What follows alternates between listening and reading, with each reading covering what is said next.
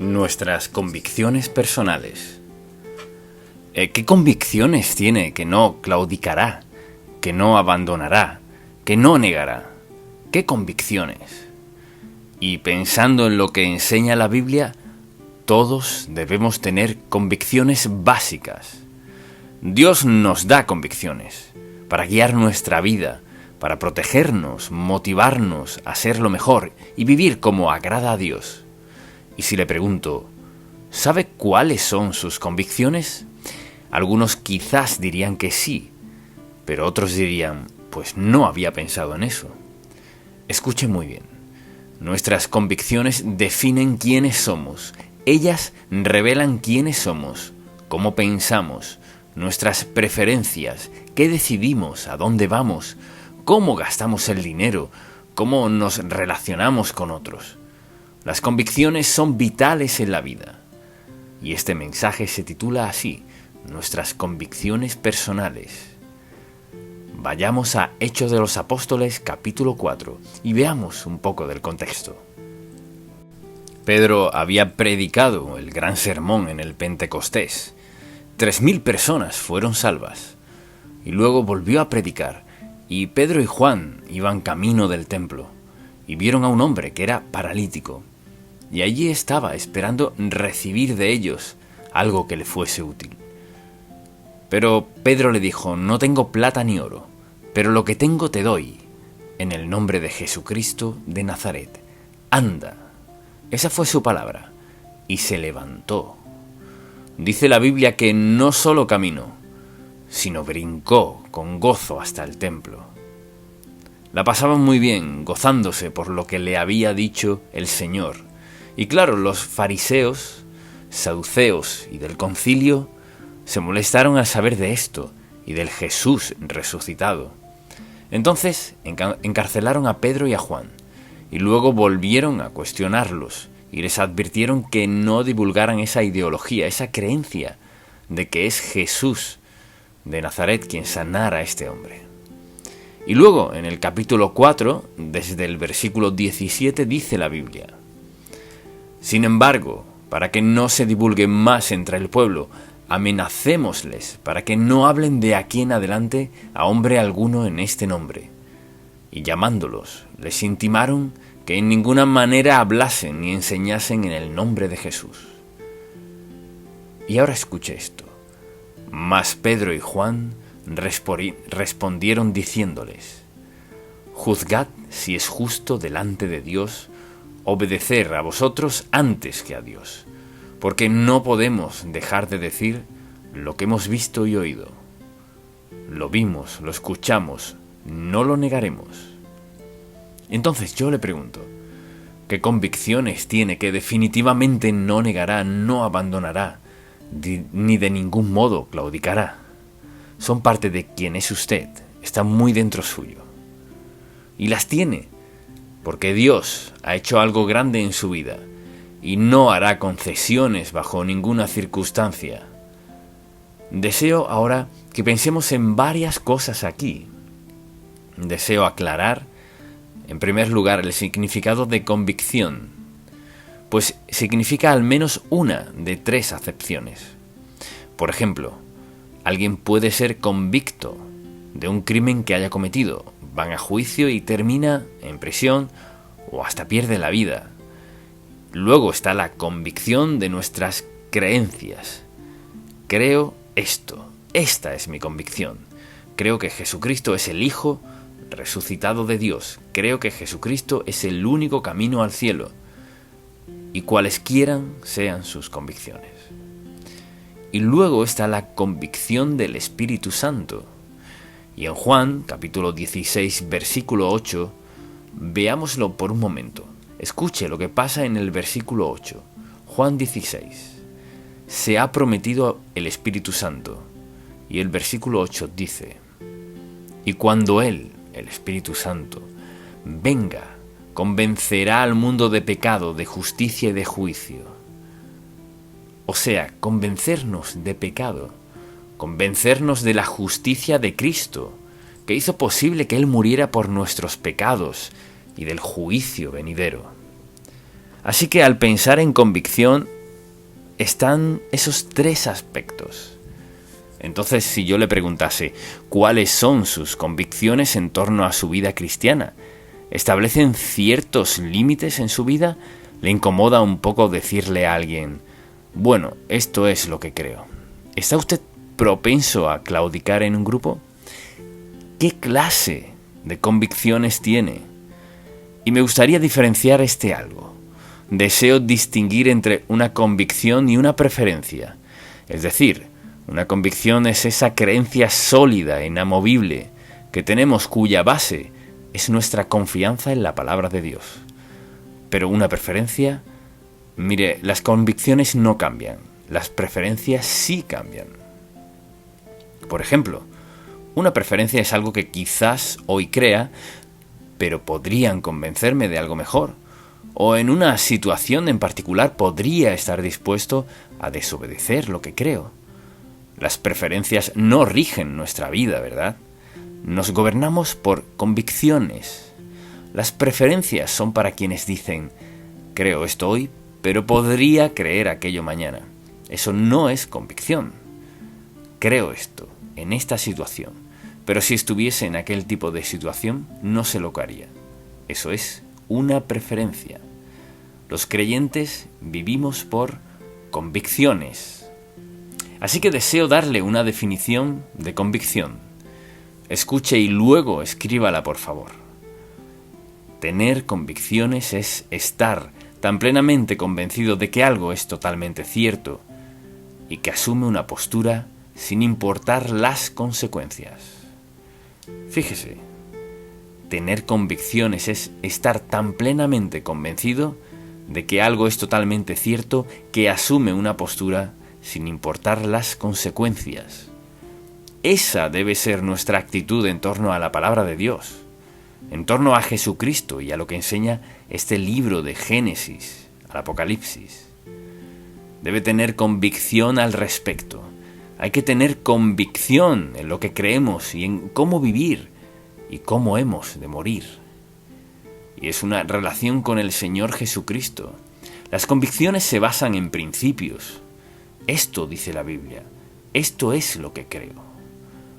Las preferencias, sin embargo, se basan en un ir y venir. Y quienes viven según sus preferencias, creen esto hoy y aquello mañana. Depende de la circunstancia, ¿verdad? Depende de cuál sea la oferta. Depende de cuál sea la tentación. Y nunca se sabe dónde está la persona que se rige por preferencias. Pregúntese, ¿rijo mi vida por preferencias o por las convicciones básicas en mi vida que definen quién soy yo? Las preferencias van y vienen, pero las convicciones son líneas rectas. Esto es lo que creo, y por esta razón lo creo. ¿En cuál categoría entra usted? ¿Vive por preferencias o por convicciones? Entonces, al pensar en esto, al considerar eso, pienso en las características, por ejemplo, de una persona con convicción. Veamos a Pedro y a Juan. Allí estaban. Habían visto personalmente al Señor Jesús. Estaba en sus vidas y corazones, y lo defendían. Pedro acaba de predicar un gran sermón y ahora iban camino al templo a orar. Y ven a este hombre que pide sanidad. Note lo que dijo Pedro. En el nombre de Jesucristo de Nazaret. Para que no quede ninguna duda de quién hablamos, Jesucristo de Nazaret. Y le dijo, levántate y anda. Y lo hizo. ¿Cómo podría negar el gran poder de la fe en el Señor Jesucristo? No podría. Entonces, al pensar en las características de una persona con convicciones, ciertamente son evidentes en su vida. Le pido que escriba estas características y examine su propia vida. ¿Son ciertas en usted? La primera es esta. Una persona con convicción es alguien que vive con un sentido de propósito. Hay un propósito en su vida. Saben a dónde van, saben cómo llegarán allí. Es un andar, una senda definida. Tienen convicciones. Ciertas cosas cuadran en su vida, otras no cuadran en su vida. Si creemos en esta Biblia, no deberíamos dudar qué son las convicciones de Dios y qué son los pecados que nos rodean por doquier. Así que la pregunta es esta: ¿tiene un sentido de propósito en su vida guiado por convicciones bíblicas básicas? Quizás diga, pues no soy de mente tan cerrada, pues ya está en problemas. Lo que está dispuesto a decir es, puedo estar hoy aquí y allá mañana. Puedo creer eso mañana y esto hoy. Es indiferente. Voy con el viento, voy a donde haya provecho, voy con la mayoría, voy a donde haya placer. Si es así, no tiene sentido real de propósito ni convicción en su vida. La segunda característica es esta: fe en Dios, para poder vivir esas convicciones. Si es una persona con convicción, tiene fe en la veracidad de la palabra de Dios, tiene fe en Jesucristo y que Él es el Salvador que resucitó y vive en el corazón y en la vida de todo el que lo acepte como su Salvador personal. Tiene convicciones definidas y las vive por fe en la palabra de Dios. La tercera característica es esta: valentía ante los desafíos de otros.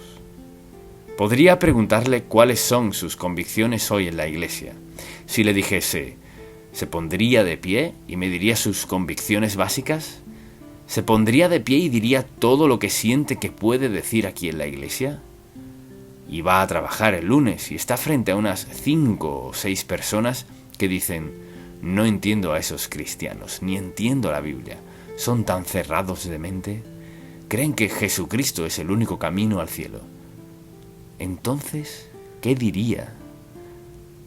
¿Se escabulliría callado o diría, esto es lo que dice la Biblia, soy seguidor de Jesucristo y nunca claudicaría de mi estilo de vida? ¿Qué diría? Depende. Depende de cuánta valentía tenga. Y para ser un verdadero seguidor de Jesús, hoy por hoy, se necesita valentía. Por el mundo en que vivimos, de lo que la mayoría no se percata. De eso hablaremos. Otra cualidad cierta sería me mantiene la perspectiva global en mente. Al ser desafiado por sus convicciones, piensa en la perspectiva global. Este es el cuadro completo. Si cedo y claudico de mi convicción y niego lo que verdaderamente creo, ¿cuál será el efecto a largo plazo en la vida de él o de ella o de ellos, de quienes me ven o escuchan negar lo que digo que creo? Así que una característica es mantener el cuadro completo en la mente. Y les digo a quienes son padres, en el nombre de Jesús deben enseñar a sus hijos desde muy pequeños las convicciones bíblicas básicas. Si les dejan hacer lo que quieran, es porque así viven los padres. Que Dios ayude a los padres cuyo amor por sus hijos no es más que dejarles ir a donde quieran y sin darles convicciones bíblicas que rijan sus vidas. Dios lo puso aquí por nuestro bien, nuestra protección y como guía para una vida agradable a Él. Así que, o se regodea como el mundo o tiene la valentía de llevar una vida recta y piadosa. Y sabe lo que es vivir en rectitud, desde luego.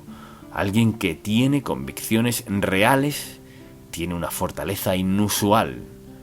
Y permítame decirle por qué. Permítame decirle por qué. Porque al aceptar a Cristo, el Espíritu Santo vino a su vida y le selló como hijo de Dios. Por eso es que no nos preocupa el que perdiéramos la salvación. No se puede. Somos salvos por la sangre de Cristo. Escuche lo que dice. Él le selló hasta el día de la redención, hasta que Dios le llame a su presencia. Usted es hijo de Dios. Y así que el Espíritu Santo mora en usted. ¿Y cuál es la obra del Espíritu Santo? La Biblia lo dice muy claro. La obra del Espíritu Santo es facultarle, ayudarle a entender la verdad, prepararle para tener la fortaleza física, espiritual y moral para hacer lo correcto. La fortaleza para poder entender lo que dice la Biblia y por qué lo dice. La fortaleza para estar firme en las pruebas y en el peligro. El Espíritu Santo está allí y Él dijo, cuando mande al Consolador, tiene usted al Espíritu Santo que le faculta, le fortalece, le guía y le dirige. No está solo. Y puede que alguien diga, bueno, vivo rodeado de personas, pero me siento absolutamente solo. Olvídese de eso. Si es hijo de Dios, no puede estar solo. Tiene el sello y la morada del Espíritu Santo. Él ha prometido estar con usted para lo que necesite. Así que tendrá una gran fortaleza. Quizás piense, no sabía que tendría el coraje de mantener mi postura así. Claro que sí. Y también tendrá visión. Cuando el Espíritu de Dios mora en usted, tendrá visión. Podrá ver las cosas que parecen ser algo cuando realmente no lo son. Y podrá discernir el engaño y sabrá que lo que ve no está bien. Lo que ve es mentira y las promesas son mentiras. Y todo lo que le arroja el mundo, que le promete paz, felicidad, prosperidad y todo lo demás, que es una gran mentira de Satanás. Y le aseguro, he visto que ha surgido una generación de personas que les importa muy poco la moralidad. Esta es la sociedad en que vivimos. Así que pensemos un momento, ¿por qué claudicamos de nuestras convicciones? Por ejemplo, en su oficina o en su escuela o quizás en su propia familia. ¿Por qué? Si sabe lo correcto. ¿Por qué dice, pero de todos modos lo haré? ¿Por qué? ¿Por qué sacrificamos nuestras convicciones? Creo que hay 4 razones. Y la primera es temor a las críticas. Mañana va al trabajo y sus compañeros hablan de que estuvieron bebiendo o de fiesta toda la noche y uno dice, estoy casado con esta, pero la pasé muy bien con fulana. ¿Qué dice usted? ¿Acaso les diría, esa no es una forma sabia de vivir? No, porque por temor a las críticas hacemos esto. Y decimos, bueno, yo entiendo, todo el mundo es diferente. Esa no es la respuesta. Entiendo que todo el mundo tiene derecho a pensar lo que quiera. Sí, tienen ese derecho, pero no debe decir eso como creyente. Lo que debe decir es, ¿has pensado en cómo se siente Dios por lo que estás haciendo? No me hables de Dios. Y de todas maneras se lo diré, y sabe, ya que su motivación es ayudarles. Me sorprende escuchar a la gente en conversaciones totalmente contrarias a Dios. Y quieren cerciorarse que nadie objete, porque están en su derecho, y lo están. Tengo derecho a creer lo que quiera creer, así es, y yo tengo el derecho y la responsabilidad de al menos decirle que hay otra senda, y es el camino de Dios. Esa es nuestra responsabilidad. Pero el temor a las críticas, y también el temor al fracaso. Algunas personas no mantienen sus convicciones porque piensan, bueno, ¿y qué tal si fracaso? ¿Qué tal si claudico? ¿Qué tal si mis amigos me abandonan? En otras palabras, hacen concesiones en sus convicciones por temor a fracasar en su relación, a no ser la clase de amigo que su amigo quiere. Escuche, debemos ser la clase de amigos que necesitan, no los que quieran, sino los que necesiten. Y escuchen, la mayoría de las personas no están dispuestas a defender sus convicciones por temor al fracaso, hasta cierto punto. Temor a la crítica, temor al rechazo. Bueno, si creo eso, no me dejarán formar parte de esto, me rechazarán. ¿Adivine quién fue rechazado? Jesús, Pedro, Pablo y muchos más. Seremos rechazados por otros. Y permítame preguntarle, ¿no preferiría usted vivir de un modo que agrade a Jesucristo y seguir sus mandamientos y hacer lo que Él quiere que haga, porque tiene el mejor plan para usted? ¿No prefiere eso, aunque reciba un poco de objeción y rechazo? ¿O preferiría dejar todo lo que Dios le tiene para agradar a unos cuantos? ¿Qué tal si toma decisiones para agradar a alguien que no volverá a ver después de un año o de un mes?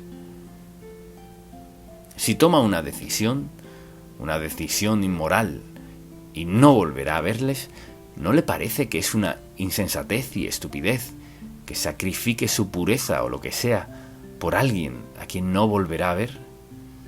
Eso es hacer concesiones. ¿Qué pasa con nuestras convicciones? También está el temor a las pérdidas. Si mantengo mis convicciones, quizás pierda mis amistades. Mire, ellos no son sus reales y verdaderos amigos. Si tiene que desobedecer a Dios para andar con ellos, no son sus amigos. No solo los jóvenes, adultos también, hombres, mujeres. Bueno, tengo que hacer tal cosa porque fulano cree esto y si voy a ser parte de ese grupo tan maravilloso de gente rica, tengo que creer lo que ellos creen. Claro que no. Pues no me querrán de amigo. No son sus amigos. Cualquiera que le aleje de Jesucristo no es su amigo, quien quiera que sea. Entonces le diría, en esta generación es hora de que el pueblo de Dios tome una firme postura piadosa y deje que las consecuencias sean lo que sean. Pero nosotros, al estar frente al Señor Jesucristo, querremos haber sido fieles a Él y a su palabra, sin importar lo que pase. Y entonces yo le pregunto, ¿qué convicciones tiene que no abandonará, que no claudicará, que no negará? Un día de estos estará frente al Señor y dará cuenta de su vida.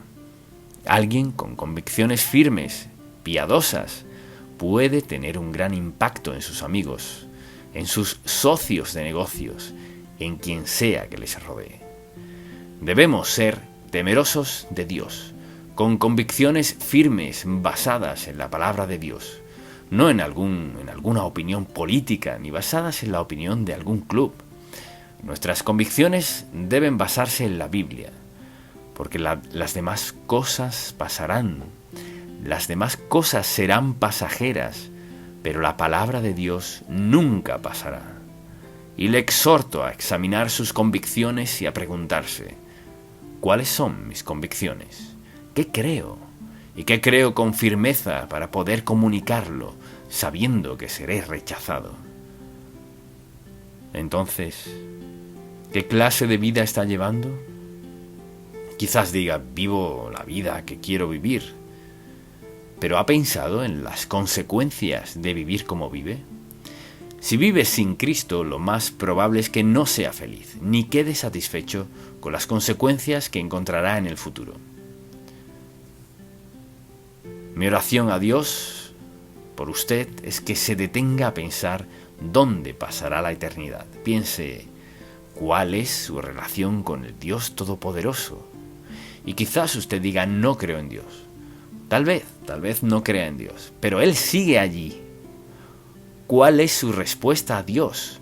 Lo más sabio que puede hacer quizás sea decirle, Señor, no entiendo mucho de esto, pero quiero lo mejor para mi vida. Sé que he pecado contra ti y necesito ser perdonado. Te pido que perdones mis pecados.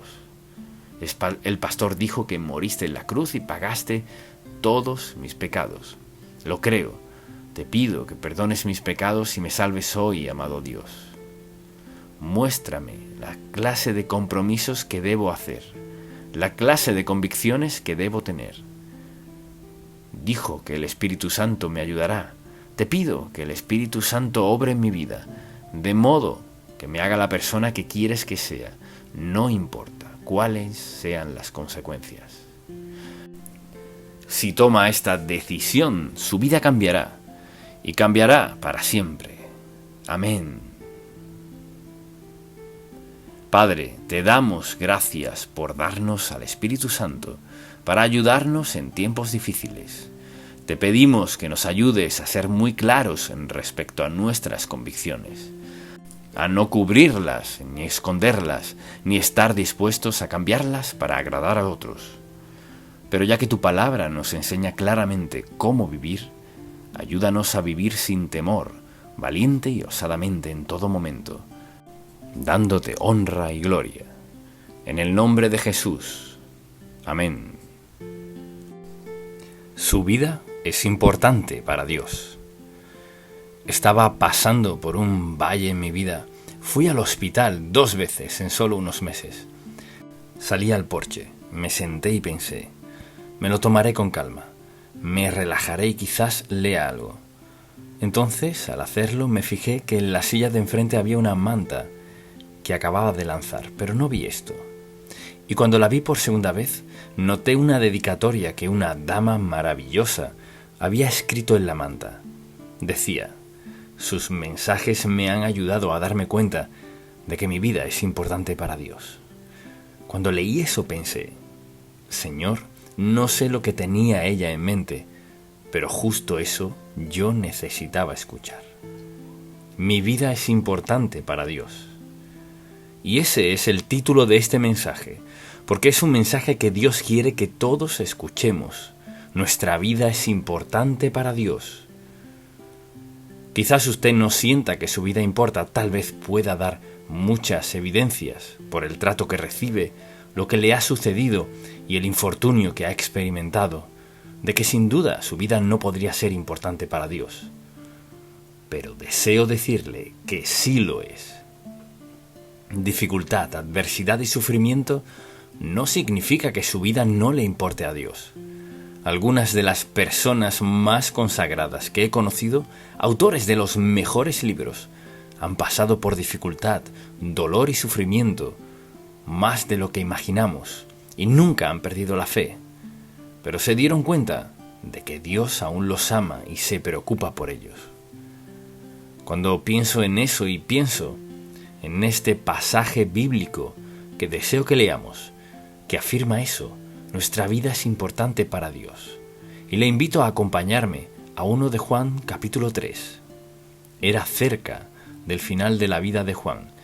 En esos últimos años tendría entre 80 y 90 años, algo así.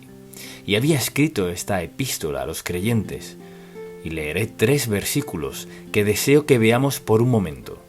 Capítulo 3, versículo 1, dice así: mirad cuál amor, no solo amor, sino cuál amor nos ha dado el Padre. O sea, nos ha regalado, nos ha expresado, demostrado ese amor. Mirad cuál amor nos ha dado el Padre. ¿Qué lo hace grande? Para que seamos llamados hijos de Dios. Piense en eso. En la mente de Dios eso es algo grande. Para que seamos llamados hijos de Dios. Y lo somos. Por esto el mundo no nos conoce, porque no le conoció a Él. Y luego dice: amados, ahora, no un día después ni en el futuro. Ahora somos hijos de Dios. Esto me encanta. Y aún no se ha manifestado lo que hemos de ser.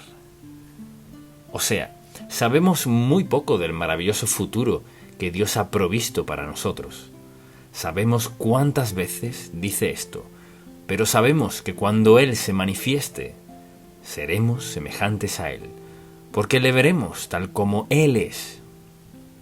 Aquí está el apóstol del Señor Jesucristo hablando, con seguridad y autoridad, tras haber escuchado al Señor Jesús personalmente, haya sido en la barca o en algún monte o sentado junto al fuego escuchando al Señor. Sabemos que cuando Él se manifieste, seremos semejantes a Él, porque le veremos tal como Él es. Y todo aquel que tiene esta esperanza en Él, se purifica a sí mismo, así como Él es puro. Eso es simplemente que al aceptar a Cristo como su Salvador, lo hace porque siente que ha estado separado de Él. Y también siente la necesidad de ser uno con Él. Entonces, ¿qué sucede? Lo acepta como Salvador por lo que Él hizo en la cruz. Y como resultado de esa relación, las cosas cambian. No puede ser hijo de Dios y que todo siga igual a como era. Puede que a veces se comporte como no debe, pero esa relación, fíjese, esa relación no es temporal ni condicional, es permanente, permanente en lo absoluto. Somos salvos una vez y para siempre por la gracia de Dios. Y ahora mucha atención. ¿Por qué Dios ha hecho que la salvación sea resultado de una relación, una decisión? solo porque le importamos a Dios. Y al aceptar a Cristo como su Salvador, el Espíritu Santo vino a su vida. ¿A hacer qué? A darle seguridad absoluta de que por toda la eternidad usted le pertenece a Dios. Y quizás piense ahora, ¿y si peco? Dios está preparado para eso. Su mano es muy firme en disciplina, no para destruir, ni herir, ni dañar, sino para traernos de vuelta al carril. Cuando Dios permite que pasemos por dificultad, pruebas, penas y cargas, ¿qué está haciendo? Lo hace por varias razones. Una de ellas, ¿cuál es? Recordarnos que le pertenecemos. No nos comportamos como quienes somos, y para inclinar nuestra mente y corazón a Él, para cambiar lo que pensamos de una vida santa. En Él se purifica a sí mismo, así como Él es puro. O dicho de otro modo, si soy hijo de Dios, seré sensible a la manera en que vivo, seré sensible a mi relación con Dios, seré sensible a la palabra de Dios. Deseo leer la palabra de Dios, deseo orar, deseo ser obediente, deseo descubrir lo que Dios hará en mi vida, porque sé que mi vida es importante para Él. Piense en esto, mucha atención. Si me escucha, dígame. Quizás no le importe a más nadie los miles de millones de personas en el mundo, pero le importa a Dios. Y si lo piensa, ¿qué más da no importarle a nadie si usted sabe que es importante para Dios? O sea, que Él le conoce. Dios se interesa por usted. Dios le ama. Él le sustentará, le protegerá, le cuidará y cumplirá su voluntad en su vida. ¿Por qué? Porque usted es importante para Dios. Ahora, con eso en mente, deseo que veamos este pasaje y pensemos en las evidencias de que le importamos a Dios conforme Él ha obrado en nuestra vida. Y la primera evidencia es el gran amor que Dios nos ha dado. Piense en esto. ¿Por qué fue salvo usted? Quizás diga, bueno, un día fui y escuché a un gran predicador y su predicación hizo que me salvara. No, no fue eso. Fue salvo porque escuchó la verdad del Evangelio de Jesucristo y Dios alcanzó su vida mediante su palabra. Le habló a su mente, a su corazón, a sus sentimientos, a todo su ser e hizo que se diera cuenta de que llevaba una vida muy inferior a la que Él tenía en mente para usted. Y aceptó al Señor Jesucristo como su Salvador, como resultado de escuchar su palabra, la convicción del Espíritu Santo, para ayudarle a entender que Dios le amó y le perdonó. Él transformó su vida, así que fue su salvación. Y lo segundo que resultó de todo esto fue su santificación, o sea, la vida consagrada que Dios ha provisto para cada uno de nosotros. Al aceptar a Cristo como su Salvador, el Espíritu de Dios le selló como Hijo de Dios. Vino a morar en nosotros. Mientras Dios se sienta en su trono celestial, su Espíritu Santo se sienta en el trono de nuestro corazón.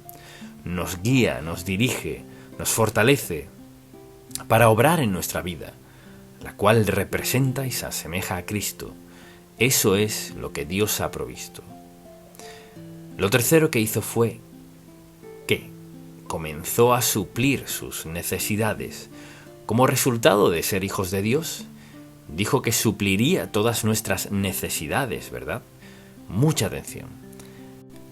Suplir todas nuestras necesidades conforme a sus riquezas en gloria. No conforme a nuestros talentos, facultades, destrezas y todo lo demás, no. Dios prometió suplir cada necesidad que tenemos. ¿Por qué? Escuche, porque cada punto en este mensaje es porque le importamos a Dios. Piense en esto. El hecho de que importa significa que hay una relación, que hay amor, hay empatía, hay entrega. Y eso es lo que Dios quiere decir. Y dice, escuche, Él nos salva, nos santifica, y luego ¿qué hace? Suple nuestras necesidades. Mi Dios, pues, suplirá todo lo que os falta, conforme a sus riquezas en gloria. ¿Acaso podríamos agotar las riquezas de Dios? No. Lo único que bloquea las bendiciones de Dios para nosotros es volvernos despreocupados en la vida, indiferentes a Dios, que vivamos en pecado, en el caso que sea. Y luego pienso en que lo más importante aquí es nuestra salvación, nuestra santificación y nuestras necesidades. Y mire lo que Dios hace. Como resultado del cuidado de Dios, se interese por nosotros y suple nuestras necesidades. Al ser salvos, envió al Espíritu Santo a morar en nosotros. ¿Se da cuenta de cuán bendecido es? Es morada, mucha atención, es morada del Santo Dios. El Espíritu Santo de Dios, quien dijo a sus discípulos: no están listos para ir a predicar, no están listos para evangelizar al mundo, no lo estarán hasta que mi Espíritu los bautice, los unja, los capacite, los equipe para que sean las personas que tenía en mente al crearlos. Entonces, ¿le importamos a Dios? Vea por qué. Porque nos salva, nos santifica, suple nuestras necesidades y nos dio al Espíritu Santo. Dios ha demostrado su gran interés por nosotros, que sí le importamos. Piense en esto: Dios, quien es el soberano del universo, pudo haber dicho: salvaré a quienes me acepten y veré lo que hacen. Pues Él sabía lo que haríamos, nos equivocaríamos, fallaríamos una y otra vez. Pero sabía, fíjese, no solo que tendría que alcanzarnos y perdonarnos, bajaría Él mismo para morar en nosotros y capacitarnos para que viviéramos la vida que proveyó para nosotros. ¿Somos bendecidos por Dios o no? Piense en esto. Nuestra vida es importante porque Dios es maravilloso y nos ama con todo su corazón. La primera evidencia de que nuestra vida importa es todo esto que Dios ha hecho por nosotros.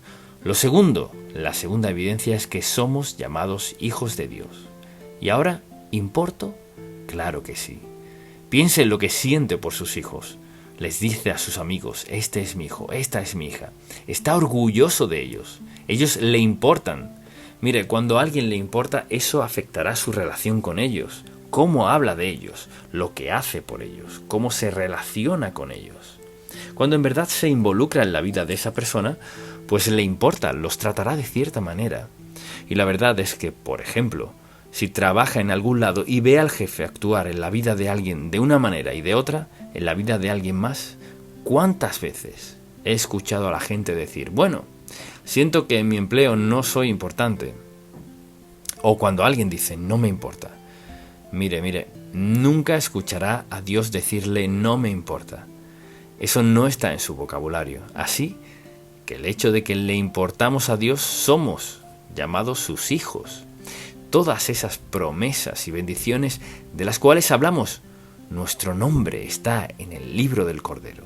Le pertenecemos, pase lo que pase. Le sigue importando a Dios lo que suceda en nuestra vida. La tercera evidencia de que nuestra vida es importante para Dios es que todavía no es como será. Vea nuestra sociedad. Por ejemplo, es peor de lo que ha sido en toda mi vida. Piénselo por un momento, ¿cómo llegamos a ser así? Le diré: ve este libro. Deseo que piense en cuánto tiempo pasa en este libro en un día cualquiera. ¿Ve este celular? ¿Cuánto tiempo pasamos en eso versus la Biblia? Qué diferencia, ¿verdad? ¿Qué ha sucedido? Nuestra atención se ha desviado de Dios. Y mientras más inventos nos ingeniemos, es solo otra forma de alejarnos de Dios. ¿Quiero decir que el celular no es importante?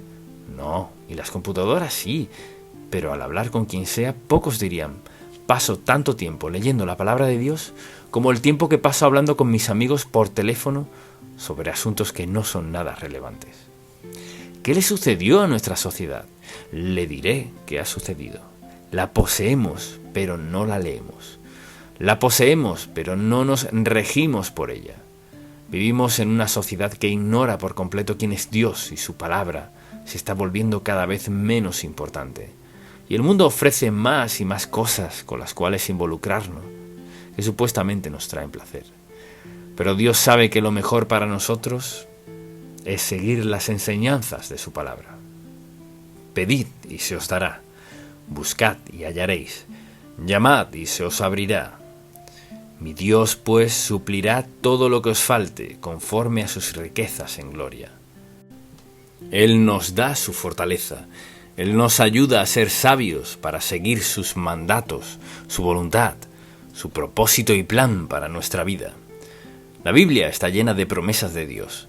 ¿En qué nos equivocamos? Poco a poco, el mundo llena nuestras mentes de cosas, y antes solíamos llenarla de la palabra de Dios. Piense en esto. Cuando Dios Todopoderoso dice, tú me importas, es Dios. Cuando Dios dice, tú me importas, ¿qué palabra de aliento más impactante podemos escuchar? Me importas, me intereso por ti, me concierne tu vida, lo sé todo de ti. Quiero lo mejor para ti, te amo. Mi amor por ti no es condicional, mi amor por ti es totalmente incondicional. Anhelo verte cuando te llame a mi presencia. Anhelo que estés en todo lo que he provisto para ti en el cielo. ¿Dónde está Dios en este mundo confundido, frustrado, tan afluente que ha perdido su sentido de dirección? Y luego, deseo que notemos algo más, y es la cuarta evidencia de que nuestra vida le importa a Dios, y es que seremos semejantes a Él. Dicho de otro modo, piense por un momento en esto. Lo que dice en 1 de Corintios, capítulo 15. Sabe lo largo que es ese capítulo y cuánto dice Dios de nuestra vida, de nuestro futuro, de nuestra resurrección y todo lo demás. Piense en esto. La Biblia dice, mas ahora Cristo ha resucitado de los muertos. Primicias de los que durmieron es hecho. Y luego comienza hablando de cómo Dios obrará en nuestra vida y en nuestra resurrección. Entonces, piense en esto. Su vida es tan importante para Dios que Él no solo ha provisto para su vida ahora, Él ha provisto para su vida eterna, por siempre y para siempre. No tenemos que preocuparnos por la vida después de la muerte si hemos aceptado a Cristo como nuestro Salvador. Nuestra vida le importa. De hecho, si lo piensa, no hay ni un solo aspecto de su vida en el cual Dios no se haya involucrado por su pasado, presente y futuro. Y el futuro es que tendremos un día de resurrección. Un día de estos estaremos con Dios por siempre y para siempre, porque Él se interesa por nosotros, porque nuestra vida le importa. Luego lo pienso a la luz de esto. La quinta razón por la cual nuestra vida es importante para Él es que Él desea que llevemos una vida santa y pura por el poder del Espíritu Santo, glorificándolo por toda la eternidad. ¿Cuál es su deseo para nosotros? Que vivamos en santidad. ¿Y cómo podemos hacerlo? Con tan solo obedecer al Espíritu Santo que mora en nosotros. Mire, Dios no quiere nada de nosotros que no haya provisto. Quiere que vivamos en santidad. ¿Y qué hace? Nos da la presencia del Espíritu Santo para que sepamos cuál es la verdad, para que nos demos cuenta de que Él nos ama, nos perdona, nos limpia. Dios quiere lo mejor para nosotros y está dispuesto a darnos lo mejor si confiamos en Él. Entonces, le pregunto, ¿en algún momento de su vida ha encarado la realidad de que usted es valioso para Dios, que Dios se interesa por usted, que le ama, que Dios quiere que sepa la verdad, lo correcto, lo mejor, que quiere que entienda que un día de estos morirá y dará cuenta a Él? ¿Se ha dado cuenta de que si le pide a Dios que perdone sus pecados, Él lo hará? Si le pide seguridad de que al morir irá al cielo, Él se la dará. La próxima decisión más importante que tomará, si no es creyente, puede tomarla ahora mismo, y es rendir su vida a Cristo. Quizás diga, ¿y qué significa eso? ¿Quiere decir que confiesa ante Dios que es pecador, que no puede cambiarse solo, que cuando Cristo fue a la cruz pagó la deuda de su pecado y la pagó por completo? Y si le pide perdón, basándose en lo que Él hizo en la cruz, pagando su deuda de pecado, y si le pide que le perdone, Él lo hará. Dios escribirá su nombre en el libro de la vida y nunca lo borrará. Y desde este instante puede estar seguro de que Él morará en usted. Le guiará, le ayudará, le fortalecerá y le dará la vida plena. Su vida es importante para Dios. Padre, cuán agradecidos estamos. No hay que inventar una nueva idea, solo responder a esta gran verdad del Evangelio, que viniste al mundo, diste tu vida en la cruz, diste tu sangre por nuestros pecados, nos aceptaste como tus hijos, escribiste nuestro nombre en el libro de la vida y ahora tenemos seguridad plena, la certeza de estar contigo para siempre después de esta vida. Gracias, Dios mío, por tal bendita certeza. En el nombre de Jesús. Amén. Una llamada a la oración. Salomón acababa de construir el templo y dice la Biblia que hubo una gran celebración. ¿Se imagina cómo celebraron? Y dice la Biblia que al terminar todo eso, en Crónicas, capítulo 7, dice la palabra: y a los 23 días del mes séptimo envió al pueblo a sus hogares. Los mandó a casa, alegres y gozosos de corazón, por los beneficios que Jehová había hecho a David y a Salomón y a su pueblo Israel. Así que lo pasaron de lo mejor, pero Dios les habló de un modo que sabían que Dios les hablaba mediante Salomón. Y dice así, desde el versículo 11: terminó pues Salomón la casa de Jehová y la casa del rey, y todo lo que Salomón se propuso hacer en la casa de Jehová y en su propia casa fue prosperado. Y apareció Jehová a Salomón de noche y le dijo: yo he oído tu oración y he elegido para mí este lugar por casa de sacrificio. Luego les dio una advertencia, les dijo: ahora, si deciden desobedecerme, pasará esto. Si yo cerraré los cielos para que no haya lluvia, y si mandaré a la langosta que consuma la tierra, o si enviaré pestilencia a mi pueblo, que era su modo de decir, si mi juicio viene sobre ustedes. Luego, en el versículo 14, si se humillara mi pueblo, sobre el cual mi nombre es invocado, y oraren y buscaren mi rostro, y se convirtieren de sus malos caminos, entonces yo oiré desde los cielos, y perdonaré sus pecados, y sanaré su tierra. Ahora estarán abiertos mis ojos, y atentos mis oídos a la oración en este lugar. La palabra de Dios no ha cambiado. Dios no cambia de parecer, no cambia sus leyes, no cambia su amor por nosotros. Pero si lo desobedecemos, sufriremos las consecuencias. Ya lo hemos desobedecido y nos hemos dedicado a desobedecerlo, al tolerar toda clase de pecado que Dios, sin duda alguna, prohíbe en concreto que sea parte de nuestra vida. Entonces dice: si se dan cuenta de lo que sucede, si son sabios para verlo, si quieren ser librados, deben hacer esto. Y deseo leer estos 4 y comentar algunos porque esta es nuestra esperanza. Es nuestra esperanza. Escucha lo que dice. Dice: si se humillara mi pueblo. ¿Qué significa humillarse a sí mismo?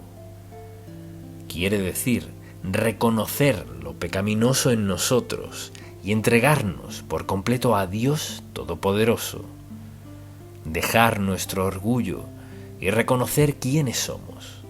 Somos pecadores, salvos por gracia, convertidos en hijos de Dios, y una vida de pecado no cuadra con quienes somos. Humillarse a sí mismo es reconocer que el poder y el liderazgo soberanos de Dios Todopoderoso están sobre nosotros. Lo primero que dice para enfrentar las cosas que vienen, dice: humíllense delante de mí. Hágase la pregunta: ¿tengo orgullo en mi vida? ¿Acaso cree que los demás son comunes, pero usted es algo fuera de lo común? ¿Puede hacer alarde de sus ingresos, de su cargo? ¿Hay orgullo en su vida o a diario anda en reconocimiento de que depende por completo de Dios para todo? Respira ahora y puede que al instante ya no. Y con frecuencia, con mucha frecuencia, escucho que mis amigos o conocidos de pronto fallecen. ¿Cuándo se enfermaron? No se enfermaron. Mire, pensamos que de algún modo podremos evadir todas las leyes de Dios, pero no es así. La Biblia dice que la hierba se seca, la flor se marchita, mas la palabra de Dios perdura para siempre. O sea que sus leyes, sus principios, no importa cuál sea la generación, ni cuál sea la nacionalidad, vivimos bajo la autoridad absoluta de la palabra de Dios, bien sea de manera desobediente, orgullosa, arrogante, o someternos en humildad a Dios. Así que, al enfrentar los peligros que enfrentamos, no veamos al gobierno para descubrir qué clase de peligros corremos. Vea su entorno, descubra lo que está pasando, vea las noticias de otros países, escuche el clamor de gente que sufre como nunca hemos sufrido. Dios dice: humíllense, o sea, no dependan de sí mismo. Dense cuenta de que Dios Todopoderoso es su fuente de protección, cuidado y provisión en su vida. Luego dice: no solo eso, humíllense y oren. En toda la Biblia se nos exhorta a orar. Permítame preguntarle: después de orar por usted y sus hijos, su hogar, su sueldo, su empleo, su esto y aquello, cuando por fin se le agotan las peticiones personales, me pregunto, ¿cuánto le toma el volverse a orar por este país? O si dijese: bueno, no sé orar por el país. Bien, le digo ahora mismo esto: Dios nos dice: humíllense y oren. La Biblia habla de clamar a Dios. Clamar a Dios es un indicativo de que reconozco cuán incompetente soy. Es reconocer que sé que corro peligro. Clamar a Dios dice: dependo de ti, Señor. Sin tu ayuda estoy perdido. Clamar a Dios es lo que debería hacer todo creyente en sus oraciones, al comenzar a darse cuenta de cuán serias son sus circunstancias. No puede solo leer la prensa o ver la televisión o escuchar los reportes de quienes nos gobiernan. Lea la Biblia y vea qué indica que algo está mal, que no está bien. Y no vemos evidencia alguna de que nadie no sea lo suficientemente sabio, brillante, humilde y sumiso para hallar las respuestas correctas. Así que caminamos en círculos. Bueno, las cosas mejorarán cuando siguen empeorando. Dios dice que oremos. Y piénselo, esa es la manera de comunicarnos con Dios, de escucharlo, escuchar a Dios y orarle. Y cuando leo el Salmo 34, veamos el versículo 4. Busqué a Jehová y Él me oyó y me libró de todos mis temores. Y podemos leer otros pasajes bíblicos que hablan de orar y cómo Dios nos responde. Claman los justos y Jehová oye y los libra de todas sus angustias. Cercano está Jehová a los quebrantados de corazón y salva a los contritos de espíritu. Muchas son las aflicciones del justo, pero de todas ellas le librará Jehová. ¿Quién más nos libra? ¿Quién más puede librarnos? No otra nación, no nosotros mismos. Ese es el colmo del orgullo. Así pues, nos exhorta Dios a buscar su rostro y orar. Y por nuestra nación, hay que orar por nuestros líderes, hay que orar por los legisladores. Debemos pedirle a Dios que despierte a quienes tienen la responsabilidad de gobernarnos. Debemos pedirle a Dios que los despierte.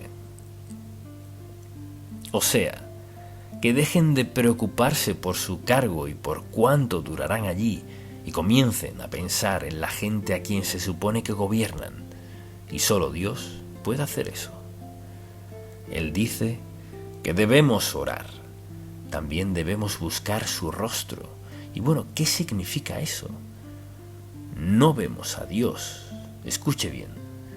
Si usted se postra ante Dios Todopoderoso y se humilla ante Él y trata con su pecado y limpia y purifica su corazón, no ve a Dios físicamente, pero su relación con Dios y el gran deseo de Dios de hablarle a su corazón, usted percibirá.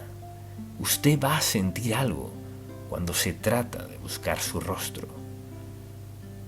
Es simplemente esto. Usted no verá a Dios, pero tendrá una relación con Dios que será muy estrecha. Usted tendrá una relación con Dios en la que sabe que Él le escucha. Él está ahí presente, no en presencia visible, sino invisible. Buscar su rostro es buscar su voluntad y su camino en su vida. Y todos debemos orar así. Señor, ¿cuál es tu voluntad? Muéstrame qué hacer, cómo manejo esto. Debemos humillarnos, clamar a Dios y buscar su rostro. ¿Cómo? Vaya a la Biblia y diga: Señor, habla a mi corazón, ¿qué quieres decirme? Usted tiene grandes decisiones en cuanto a sus hijos, su esposo o esposa, grandes decisiones en cuanto a su empleo, grandes decisiones en cuanto a su futuro. ¿Se lo ha consultado? ¿Busca su rostro? Señor, ¿qué quieres que haga, ya que eres omnisciente y sabes qué es lo mejor? No sé qué hacer en este momento, pero te pregunto.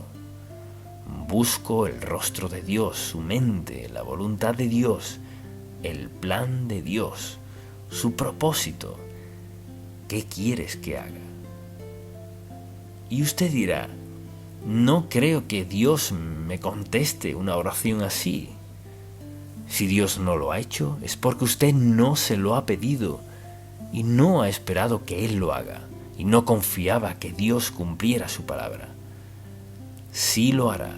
Él es Dios de amor, quien se interesa por nosotros como pueblo, como nación y también como individuos. Y vivimos un tiempo en la historia de nuestra nación en que necesitamos acercarnos a Dios. Dios está más que dispuesto a contentar nuestra oración. Le pregunto, ¿cuándo fue la última vez que usted sintió en su espíritu, en su corazón? Sintió algo en lo profundo de su ser. Sintió: Señor, necesito escucharte. Señor, quizás si me arrodillo, quizás te escuche. ¿Cuándo fue la última vez que sintió a Dios en su vida, tratando de hablarle y mostrarle lo que quería que hiciera? Dios se lo mostrará a nuestros líderes si escuchan, y a nosotros si escuchamos. Y toda iglesia en el país debe escuchar a Dios y orar por la nación. Señor, ¿qué quieres que hagamos? ¿Y qué dirá Él? Dios solo dirá: humíllense ante de mí, clamen a mí. Y dice aquí: busquen mi rostro. Pero eso no es todo, hay algo más.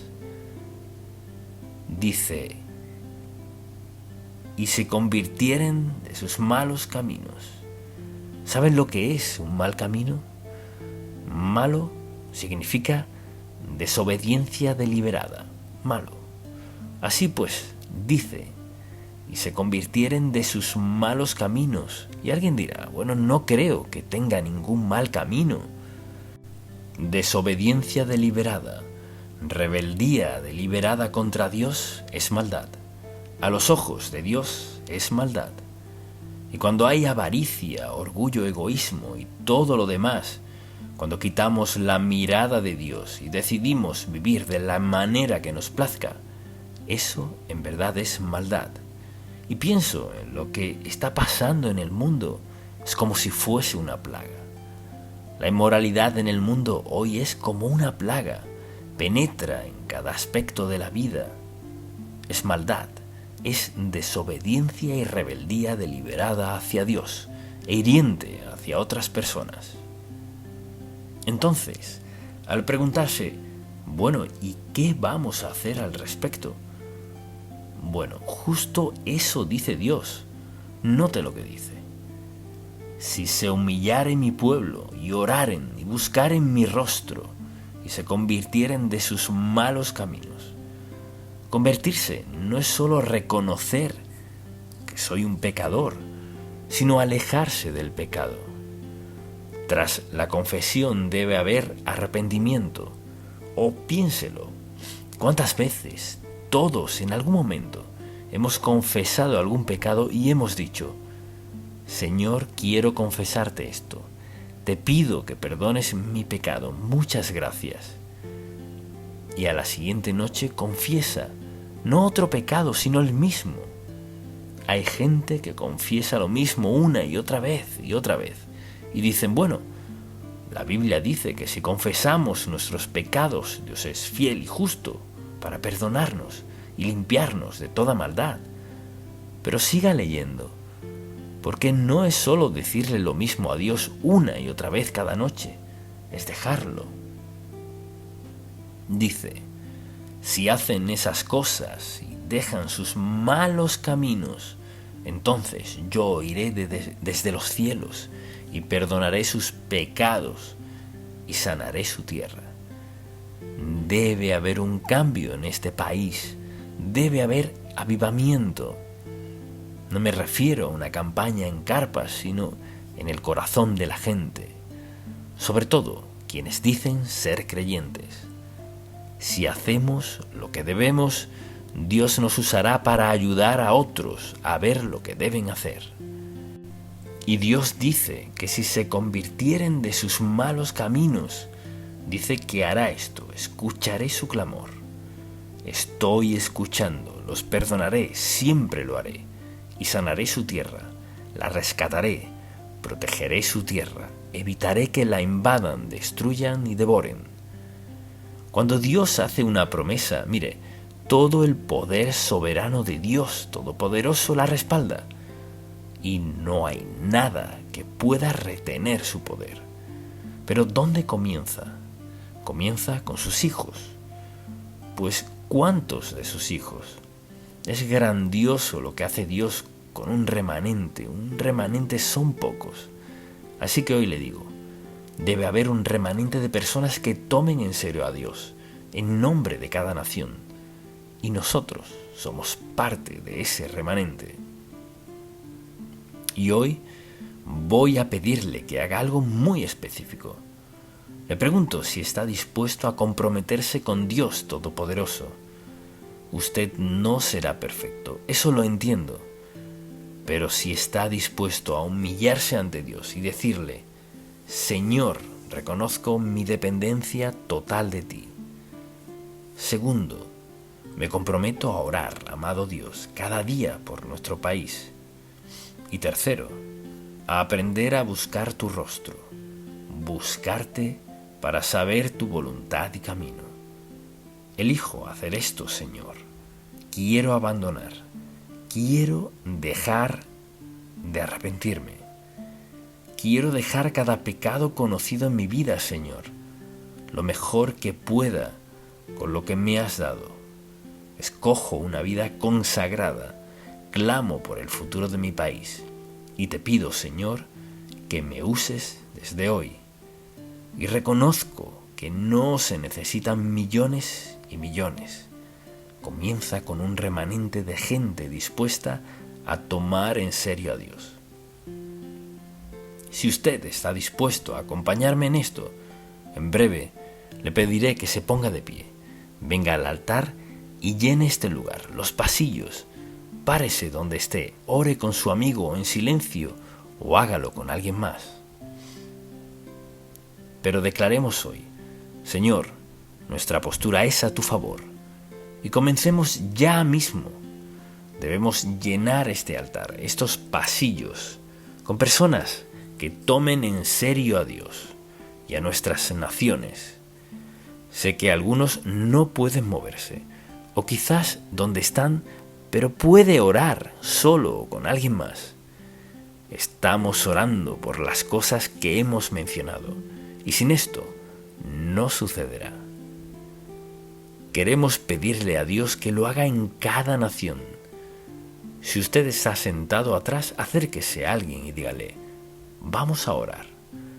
O si no puede bajar al altar, quédese allá atrás, pero haga algún movimiento para que sepamos que está clamando a Dios en este día. Oremos por unos minutos y luego cerraremos. Padre, clamamos a ti en obediencia a tu palabra, humillándonos delante de ti, sabiendo en nuestro corazón que tú deseas escuchar las oraciones de tus hijos. Te pedimos, primero, buen Dios, que nuestro corazón sea limpio y puro. Nos entregamos a ti, humillándonos ante ti, reconociendo que te necesitamos, reconociendo que te queremos, reconociendo que deseamos que nos guíes y nos dirijas, y que cada día sea un día de oración, que cada día vengamos a ti, no a veces ni de vez en cuando. Grábalo en nuestros corazones mientras nos postramos aquí de rodillas.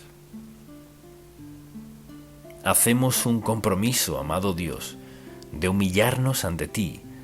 Hacemos un compromiso de clamar a ti y de creer, amado Dios, que nos escuchas y contestas las oraciones de tus hijos. Oh Padre, pedimos que nuestros corazones sean puros hoy, y Señor, que grabes en nuestras mentes que hoy nos postramos ante ti, de rodillas ante ti, de pie ante ti, diciendo: Señor, amamos nuestra nación, amamos la expansión del Evangelio, queremos que el mundo escuche la verdad del Evangelio. Y Señor, nos has dado libertad y has suplido las finanzas necesarias para llevar la verdad del Evangelio por el mundo entero. Clamamos al Dios soberano del universo. Tú eres nuestra fuerza, nuestra defensa, y oramos, buen Dios, por la derrota del enemigo. Y Padre, no solo victoria por victoria, sino Padre, que tu nombre sea honrado, levantado y exaltado. El Dios de dioses y el Señor de señores, el Dios que tiene todo poder, toda fuerza, y quien todo lo sabe. Te glorificamos, te honramos, te amamos, te adoramos, te vemos como nuestra salvación y nadie más. Te pedimos que cambies las mentes y los corazones de quienes nos gobiernan, Señor. Te pedimos gran convicción, Señor. Nos dijiste que dejáramos toda nuestra maldad. Dios, te pido que comiences a grabar eso en las mentes y corazones de tus hijos. Señor, que nada de eso nos pertenece. Somos tus hijos, la familia santa del Dios vivo. Y Señor, no te pedimos que hagas lo que merecemos. Te pedimos que demuestres tu grandioso poder y que cuando tus hijos se postren ante ti y clamen a ti, escuches sus oraciones. Honra nuestras oraciones, no porque lo merezcamos, Señor, sino porque lo has prometido, y eres honrado cuando nos humillamos ante ti. Eres honrado cuando clamamos a ti. Eres honrado cuando reconocemos nuestra dependencia total de ti. Así que hoy oramos, Padre, Queremos dar un paso, queremos dejar una huella, queremos hacer una declaración hoy, Señor, de cómo este remanente confiamos en ti para el perdón de nuestros pecados, que comiences un cambio en la vida de nuestros países, que nos protejas y nos vuelvas a ti. Dios, sabes justo qué se necesita para eso y esa es nuestra oración. Te amamos, te alabamos y te damos gracias por este momento en que podemos reconocer nuestra dependencia de ti, nuestro amor por ti y nuestro amor los unos por otros. Y reconocemos, buen Dios, el maravilloso privilegio de tener la palabra de Dios como nuestra guía. Que sea nuestro libro guía cada día de nuestra vida. Y esto oramos en el nombre de Jesús, esperando las demostraciones de tu poder, las expresiones de tu gran poder. En el nombre de Jesús. Amén.